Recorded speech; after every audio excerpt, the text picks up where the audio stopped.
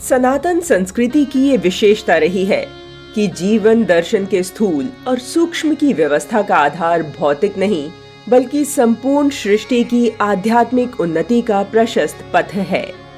भारत की विराट सनातन संस्कृति की गोद में सिख पंथ की ज्योति का भी आलोकन हुआ। समन्वय, शांति, सौहार्द का पल्लवन करने का दर्शन देने वाले महान संत गुरु नानक देव जी महाराज का जन्म सन 1469 में कार्तिक पूर्णिमा को तलवंडी ननकाना साहिब में हिंदू परिवार में हुआ था। गुरु नानक देव जी ने प्रेमानुभूति, समरसता की भाव से आत्मा से परमात्मा के मिलन पर बल दिया। एक बार जब गुरु नानक देव जी एक अत्यंत धनवान व्यक्ति के यहाँ पहुँचे और कुछ समय पश्चात जब नानक देव जी चलने लगे तो उन्होंने उस धनी व्यक्ति को अपने पास बुलाया और एक सुई देते हुए कहा, इसे अपने पास रखना, फिर अगले जन्म में मुझे वापस कर देना। गुरु नानक देव जी के जाने के बाद उस धनी आदमी ने पूरी बात अपनी पत्नी को बताई। पत्नी नाराज हुई। उसने कहा, आपने गुरु से यह सुई क्यों ली? वह बूढ़े हो चुके हैं, मान लो वह नहीं रहे तो आप उन्हें यह सुई कैसे लौटाओगे? उनके जैसे व्यक्ति की सेवा करना ठीक है, लेकिन उनसे कुछ भी लेना गलत है। अगर वह नहीं रहे तो तुम हमेशा के लिए उनके कर्जदार रहोगे। आप उस एक ऐसे कर्ज को मिटाने में असमर्थ रहोगे और उसकी वजह से आपको हजारों जन्म लेने होंगे। यह अच्छी बात नहीं है। किसी तरह से उन्हें ढूंढो और तुरंत यह सुई उन्हें वापस कराओ। पत्नी की ज्ञान रूपी बड़ी बड़ी बात सुनकर धनवान व्यक्ति गुरु नानक जी की खोज में निकल पड़े। काफी समय बीत जाने के बाद, लगभग 2 माह के बाद जब वह गुरु नानक जी से मिला तो वह बोला, गुरुजी, मैं इस सुई को अपने पास नहीं रखना चाहता। आप बूढ़े हो चुके हैं। अगर आप नहीं रहे तो मैं इस सुई को स्वर्ग में साथ ले जाकर वहां तो आपको नहीं दे सकता। मैं हमेशा के लिए आपका कर्जदार हो जाऊंगा। फिर क्या था?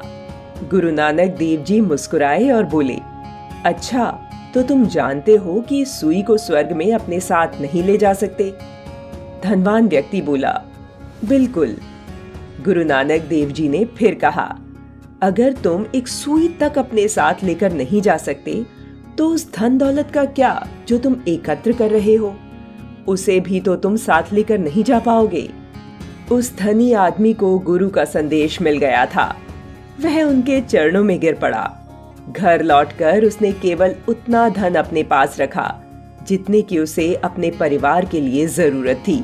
इसके बाद उसने खुद को उन कामों के लिए समर्पित कर दिया जिनकी समाज को जरूरत थी।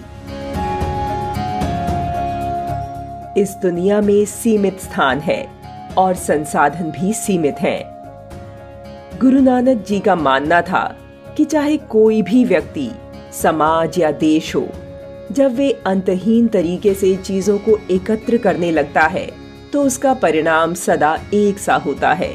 खुद उसे और हर किसी को भी कष्ट और कलह का सामना करना पड़ता है। हर व्यक्ति को चाहिए कि वह अपने मन में यह तय करे कि मेरी जरूरतें क्या हैं। वह उतना ले और अपने जीवन की क्षमताओं का उपयोग दूसरों की भलाई करने में करे। जब तक ऐसा नहीं होता तब तक व्यक्ति स्वयं अपने लिए और इस दुनिया के लिए एक दुर्भाग्य की तरह है। धरती पर तबाही की असली वजह प्राकृतिक आपदाएं नहीं बल्कि व्यक्ति की अज्ञानता है। नानक देव जी इसी को एकमात्र विपदा मानते हैं और इसका हल केवल एक है, ज्ञान। गुरु नानक देव जी ने किसी भी धर्म की निंदा किए बिना अपने पंथ के मानवीय मूल्यों के अनुसार जीवन जीने के लिए प्रेरित किया है। वेदों, स्मृतियों और उपनिषदों में बेशक बहुत विस्तृत पूजा अर्चना के प्रमाण मिलते हैं, परंतु इस बहुईश्वरवाद को चलाने वाली एक ही शक्ति है, ब्रह्म। इस सबसे पहले एक सर्वशक्तिमान ब्रह्म का संकेत ऋग्वेद में मिलता है। तद एकम, अर्थात वह ब्रह्म एक है। गुरु नानक देव जी जब एक ओंकार का मंत्र देते हैं तब यह भी उस परम शक्ति की ओर संकेत है। भारतीय चिंतन धारा में ब्रह्म को ही सत्य कहा गया है। गुरु नानक देव जी ने एक ओंकार को ब्रह्म की व्याख्या करते हुए सतनाम कहा है। एक मूर्ति अनेक दर्शन कीन रूप अनेक, खेल खेल अखेल खेलन अंत को फिरी एक। सिख पंथ के विद्वान डॉक्टर तारन सिंह गुरु ग्रंथ साहिब के साहित्यिक इतिहास में लिखते हैं कि अगर किसी आदमी को भारतीय धर्म ग्रंथ, जो कि हमारी ही परंपरागत इतिहास है, का ज्ञान नहीं है तो वह श्री गुरु ग्रंथ साहिब जी को भी नहीं समझ सकता।